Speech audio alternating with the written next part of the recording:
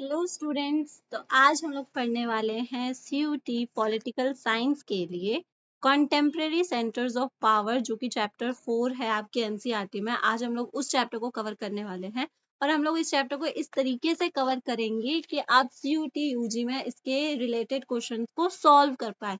मतलब जो भी स्टैटिक जानकारी होती है, जो भी एमसीक्यू से रिलेटेड, डेट से रिलेटेड जो भी जानकारी होगी, आज हम लोग वो पढ़ेंगे। साथ साथ में नोट्स बनाते रहो ताकि आपके रिवीजन के काम आए। रिवीजन ही वो की है जिससे आप लोग सीयूटी यूजी का एग्जाम क्लियर कर सकते हो। और इस वीडियो को आप 2x पे डाल के देख सकते हो ताकि आप जल्दी इस चैप्टर को खत्म कर सको। तो स्टार्ट करते हैं। ये जो चैप्टर है इसका नाम है कॉन्टेम्परेरी सेंटर्स ऑफ पावर, मतलब अभी के समय में कौन कौन से सेंटर ऑफ पावर है। तो सबसे पहले हम लोग देखेंगे ईयू को, जिसको हम लोग कहते हैं यूरोपियन यूनियन। यूरोपियन यूनियन जो है ये एक ऑर्गेनाइजेशन है, ये कोई देश नहीं है, बल्कि यूरोपियन जितने भी देश हैं उन सब ने मिलकर यूरोपियन यूनियन बनाया है, एक ऑर्गेनाइजेशन बनाया है। ठीक है। 1945 में जो यूरोपियन कंट्रीज थी उन सबकी इकोनॉमी पूरी की पूरी बर्बाद हो चुकी थी। आफ्टर सेकेंड वर्ल्ड वॉर इनकी इकोनॉमी पूरी की पूरी बर्बाद हो चुकी थी और उस टाइम पे यूएसए जो था वो उनको फाइनेंशियली हेल्प कर रहा था। यूएसए इनकी फाइनेंशियल हेल्प कर रहा था। तो उन समय पे इन लोगों ने सोचा कि क्यों ना हम लोग एक दूसरे की हेल्प के लिए एक अलग से ऑर्गेनाइजेशन बना ले, और इस वजह से उन्होंने यूरोपियन यूनियन को इस्टेब्लिश किया था। ठीक है। 1992 में यूरोपियन यूनियन को इस्टेब्लिश किया गया था just for their personal help. ये आपको फ्लैग दिख रहा है। ठीक है। ये जो फ्लैग है ये ईयू को रिप्रेजेंट करता है। ठीक है। ईयू का फ्लैग है, यूरोपियन यूनियन का फ्लैग है। यूरोपियन यूनियन है तो एक ऑर्गेनाइजेशन, बट ये खुद को एक स्टेट की तरह रिप्रेजेंट करता है, खुद को एक नेशन की तरह रिप्रेजेंट करता है। अब हम लोग कैसे कह सकते हैं कि कोई भी ऑर्गेनाइजेशन खुद को एक नेशन की तरह रिप्रेजेंट करता है? जब उसके पास क्या क्या चीजें हो, एंथम हो। ठीक है। तो यूरोपियन यूनियन के पास उसका नेशनल एंथम है, खुद का फ्लैग है, आप लोग देख पा रहे हो। ठीक है। खुद की करेंसी है उनके पास, उस करेंसी को कहा जाता है यूरो। पार्लियामेंट है उनके पास खुद की, and they also have their personal languages. Okay, उनके पास खुद की लैंग्वेज भी है। अब सबसे पहली चीज जो मैं आपको बता दूं, यूरोपियन यूनियन का जो फ्लैग है इसकी एक खासियत है, इसमें आप लोगों को गोल्डन स्टार्स ये दिख रहे होंगे। ठीक है। अब काउंट करने मत लग जाना कितने गोल्डन स्टार्स हैं। ये 12 गोल्डन स्टार्स हैं जो सॉलिडेरिटी और हार्मनी को रिप्रेजेंट करते हैं। They represent solidarity and harmony. इसको नोट कर लेना क्योंकि एग्जाम में पूछा जा सकता है कि ईयू के जो ईयू का जो फ्लैग है उसमें कितने स्टार्स हैं, या वो स्टार्स किस चीज को रिप्रेजेंट करते हैं। तो वो रिप्रेजेंट करते हैं सॉलिडेरिटी एंड हार्मनी, और ये 12 स्टार्स हैं। ओके। अब यूरोपियन यूनियन जो है उसका इन्फ्लुएंस कैसा है? ठीक है। यूरोपियन यूनियन एक बहुत ही स्ट्रॉन्ग ऑर्गेनाइजेशन है। सबसे पहली चीज, इकोनॉमिकली ये बहुत ही ज्यादा स्ट्रॉन्ग है। इसका इकोनॉमिक इन्फ्लुएंस कैसा है मैं वो बता दूं। इकोनॉमिकली ये बहुत ज्यादा स्ट्रॉन्ग है। ये वर्ल्ड की सेकंड बिगेस्ट इकोनॉमी है, वर्ल्ड की सेकंड बिगेस्ट इकोनॉमी, वर्ल्ड की बात हो रही है। ठीक है। 2016 में जब इसकी जीडीपी नापी गई थी तो वो मोर देन 17 ट्रिलियन डॉलर्स थी। मोर देन 17 ट्रिलियन डॉलर्स इसकी जीडीपी थी 2016 में। ये एक डाटा है जो आपको याद रखना है। जो यूरोपियन यूनियन थी उसकी 2016 में जीडीपी 17 ट्रिलियन से ज्यादा थी। यूरो जो है वो आज के समय में यूएसए का जो डॉलर है उसको टक्कर देता है। ठीक है। इसलिए भी ये स्ट्रॉन्ग है। और जो यूरोपियन यूनियन है उसका बहुत बड़ा शेयर है वर्ल्ड ट्रेड में। बहुत बड़े लेवल पे ये शेयर, बहुत बड़े लेवल पे ये ट्रेड करता है अमेरिका से काफी ज्यादा। ठीक है। ये इसका इकोनॉमिक इन्फ्लुएंस है। अब आ जाते हैं पॉलिटिकल एंड डिप्लोमेटिक इन्फ्लुएंस। जो ये ऑर्गेनाइजेशन है वो खुद को पूरे तरीके से नेशन की तरह रिप्रेजेंट करता है। इसकी वजह से पॉलिटिकली भी मतलब खुद को ये रिप्रेजेंट करता है, पॉलिटिकली भी बहुत ज्यादा स्ट्रॉन्ग है। स्ट्रॉन्ग कैसे है? ईयू जो है, यूरोपियन यूनियन जो है, इसका एक मेंबर जो कि है फ्रांस, उसको मिली हुई है परमानेंट मेंबरशिप। परमानेंट मेंबरशिप मिली है उसको कहाँ की? यूएनओ के सिक्योरिटी काउंसिल की। यूएनओ में जो सिक्योरिटी काउंसिल है जिसमें 5 परमानेंट मेंबर्स हैं, उसमें से एक परमानेंट मेंबर फ्रांस भी है और फ्रांस यूरोपियन यूनियन का भी मेंबर है। इसकी वजह से इनडायरेक्टली यूरोपियन यूनियन जो है वो अपनी बात को यूएनओ के सिक्योरिटी काउंसिल में रख सकता है। और यूरोपियन यूनियन के बहुत सारे जो हैं सेवरल नॉन परमानेंट मेंबर्स हैं। मतलब जो यूरोपियन यूनियन का जो यूएनओ का सिक्योरिटी काउंसिल है उसमें जो नॉन परमानेंट मेंबर्स हैं वो बहुत सारे यूरोपियन यूनियन के मेंबर भी हैं। इस वजह से यूरोपियन यूनियन की बात जो है वो सुनी जाती है यूएनओ में। Next point, military influence. Military के तौर पर भी ये स्ट्रांग है, जैसा कि ये खुद को अगर एक नेशन की तरह रिप्रेजेंट करता है तो जाहिर सी बात है कि मिलिट्री भी होगी। एक नेशन बिना मिलिट्री के कैसे हो सकता है?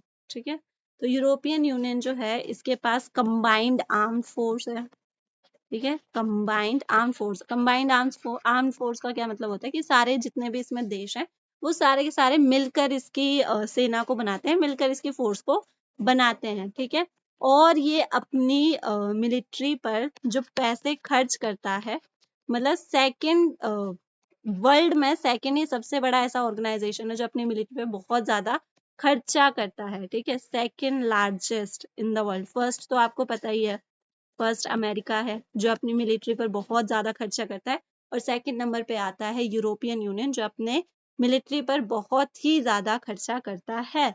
और क्या है, इसके पास न्यूक्लियर वेपन्स है। अब बोलोगे इसके पास न्यूक्लियर वेपन्स कैसे हो गए, ये तो ऑर्गेनाइजेशन है। तो इसके पास जो न्यूक्लियर वेपन्स है वो फ्रांस के थ्रू है। ठीक है, फ्रांस के पास क्योंकि न्यूक्लियर वेपन्स है जो कि अप्रोक्स 335 है।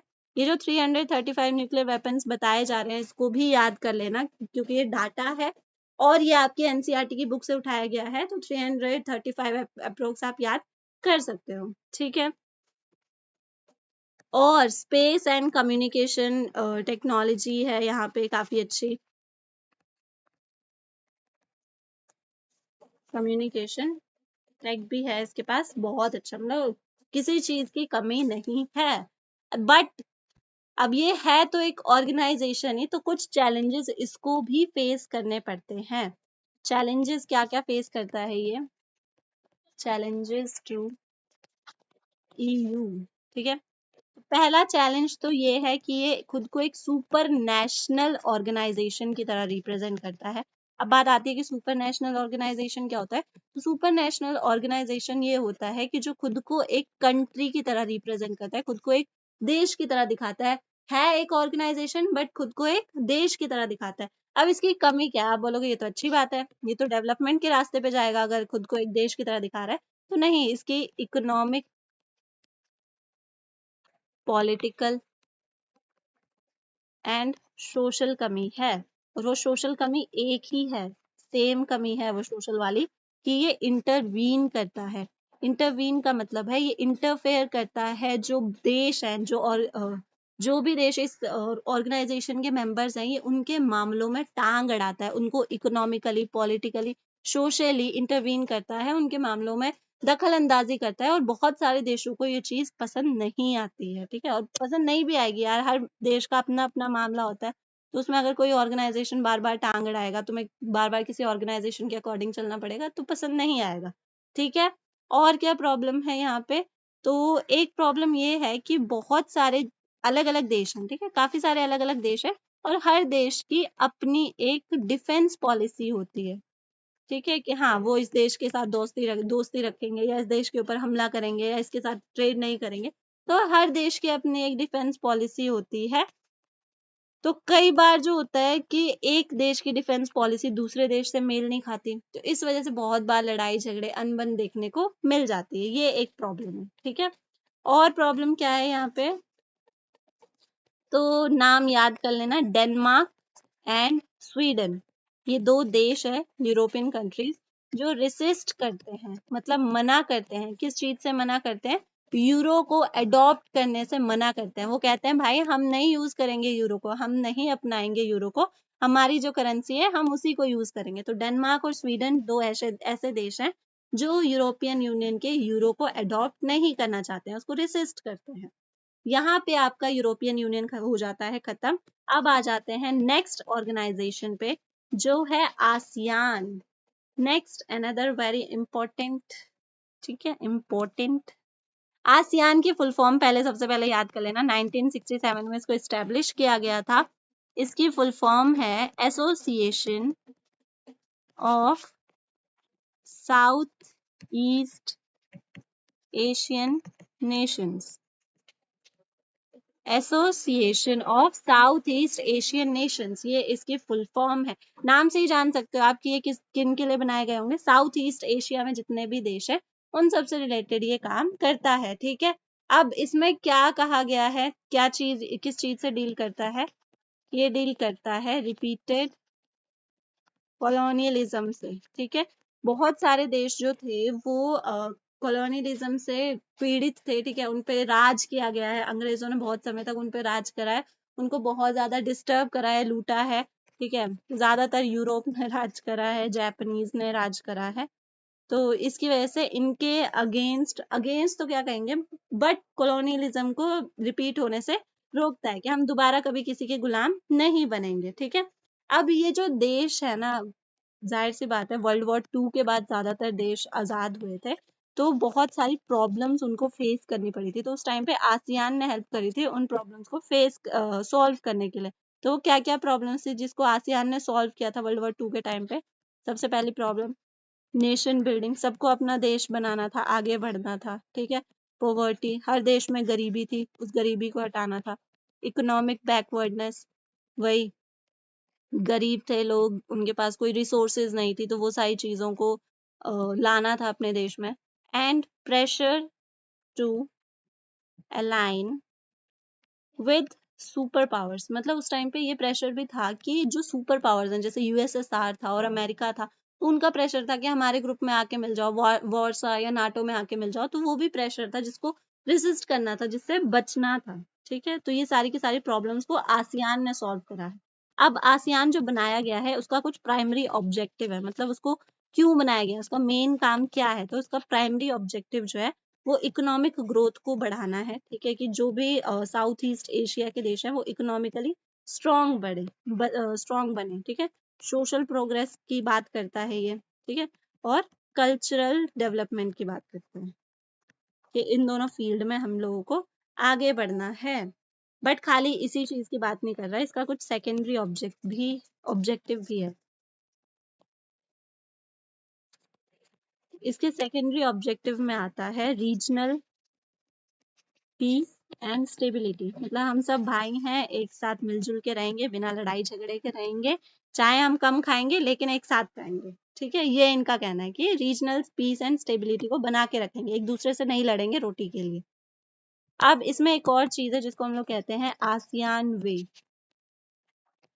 ठीक है। आसियान वे जो है ये एक तरीका है इंटरेक्शन का, और कुछ नहीं है।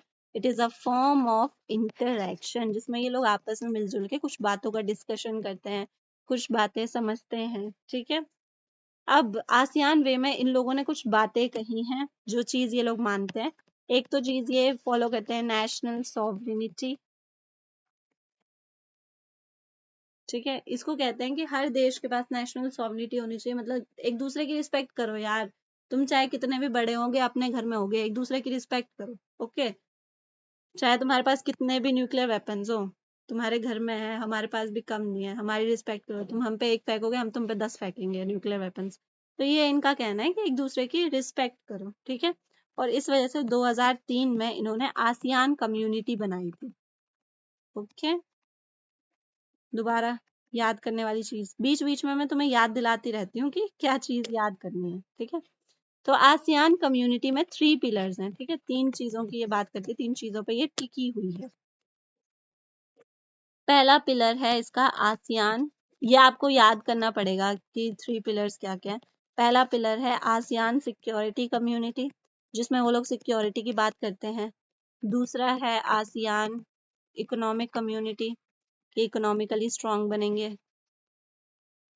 एंड नेक्स्ट है आसियान सोशियो कल्चरल कम्युनिटी, जिसमें कि हाँ मिले सुर मेरा तुम्हारा, मतलब हम लोग एक दूसरे के कल्चर की भी रिस्पेक्ट करेंगे, एक दूसरे को सोशली भी सपोर्ट करेंगे। ऐसा नहीं है कि मैं तुम्हारी गद्दी पे बैठे हुए लीडर को गिरा के वहां पे हड़कंप मचाऊं, ऐसा कुछ नहीं होगा। हम लोग एक दूसरे को सोशली कल्चरली सपोर्ट करेंगे। ओके, ये इसके 3 पिलर्स हैं जिस पर ये टिका हुआ है।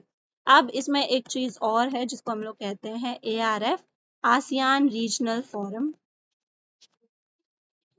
ARF, इसको स्टैब्लिश किया गया था 1994 में, और इसको स्टैब्लिश करने के पीछे सिर्फ और सिर्फ एक ही मुद्दा था, सिक्योरिटी एंड फॉरेन पॉलिसी। कि एक दूसरे की सिक्योरिटी की बात करते हैं कि हाँ, जितने भी देश आसियान के मेंबर हैं एक दूसरे की सिक्योरिटी पे काम करेंगे। ठीक है, अब आसियान की इतनी बात हो रही है तो एक इम्पोर्टेंट चीज तो रह गई, आसियान में कितने मेंबर्स हैं? आसियान में आज के समय में 10 मेंबर्स हैं, और ये आपका होमवर्क होगा। 5 मेंबर्स मैं बताऊंगी जो कि हैं फाउंडिंग मेंबर्स या फाउंडिंग मेंबर्स, और बाकी 5 आप बताओगे जो बाद में आसियान में जुड़े थे। तो फाउंडिंग मेंबर्स हैं Malaysia, Philippines, Singapore, Thailand and Indonesia. ये इसके फाउंडिंग मेंबर्स हैं। ठीक है, अब और क्या है आसियान में? आसियान ने एक विजन देखा है, ठीक है, विजन 2020, ये ऐसे ही सुन लो, जिसमें ये एक ऐसी बात करता है कि हाँ, हम लोग आसपास में हो रहे जितने भी लड़ाई झगड़े हैं उसको सॉल्व करेंगे, और जितने भी ऑर्गेनाइजेशन है उनसे मिलजुल के रहेंगे। ठीक है, आसियान का जो विजन 2020 है, इसमें उसने 2 चीजें कही हैं कि हम लोग नेगोशिएट करेंगे, हम लोग लड़ेंगे झगड़ेंगे नहीं, हम आपस में बातचीत करके मुद्दा सुलझा लेंगे। और दूसरा कहता है वो कि हम लोग कोऑपरेट करेंगे बाकी ऑर्गेनाइजेशन से, जितनी भी बाकी ऑर्गेनाइजेशंस हैं उनके साथ मिलजुल कर हम लोग काम करेंगे। ओके, अब नेक्स्ट क्वेश्चन आसियान से रिलेटेड, कि इंडिया और आसियान के रिलेशंस कैसे हैं?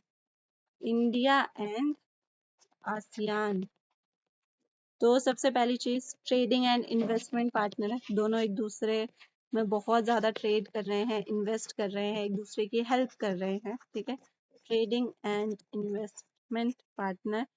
अब एक चीज हुई थी, जब कोल्ड वॉर चल रहा था उस टाइम पे इंडिया ने आसियान की तरफ ज्यादा ध्यान नहीं दिया था। ठीक है, ये हमसे थोड़ी सी गलती होगी, लेकिन अभी इंडिया की एक पॉलिसी है, लुक ईस्ट पॉलिसी, जिसमें ईस्ट की तरफ जितने भी देश हैं वो उनकी तरफ ध्यान दे रहे हैं। तो इस वजह से आसियान के साथ अच्छे रिलेशंस हमारे बनते जा रहे हैं, अच्छे रिलेशंस बढ़ रहे हैं। ठीक है, ये पॉलिसी याद रखना, लुक ईस्ट पॉलिसी, जिसमें इंडिया ईस्ट में जितने भी देश हैं उन लोगों के साथ सुधार कर रहा है अपने रिश्तों में। ओके, और क्या करा है इंडिया ने? ट्रेड एग्रीमेंट साइन करे हैं, trade agreement with Malaysia, Singapore and Thailand, और एक FTA तो हमारा चल ही रहा है।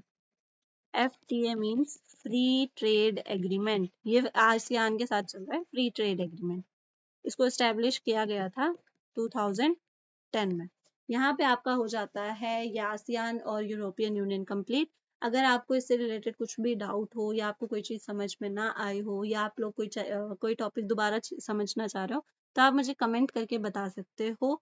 एंड आई होप आप लोगों को ये वीडियो पसंद आया होगा, लेक्चर आपको समझ में आया होगा। मिलेंगे नेक्स्ट क्लास में, आज के लिए बस इतना ही। Thank you.